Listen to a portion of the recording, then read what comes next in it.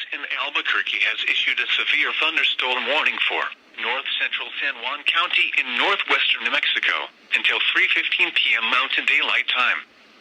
At 2:32 p.m. Mountain Daylight Time, a severe thunderstorm was located near Ojo Amarillo, or 16 miles southwest of Farmington, moving east at 25 miles per hour.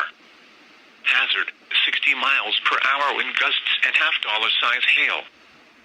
Source, radar indicated. Impact, hail damage to vehicles is expected. Expect wind damage to roofs, siding, and trees. Locations impacted include Farmington, Kirtland, Ojo Amarillo, Napi Headquarters, Fruitland, Upper Fruitland, and Ninonizad. Move to an interior room on the lowest floor of a building.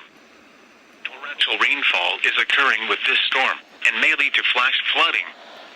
Do not drive your vehicle through flooded roadways.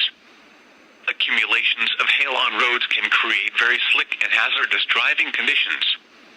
Repeating, a severe thunderstorm warning has been issued until 3:15 p.m. Mountain Daylight Time for the following county: San Juan, New Mexico,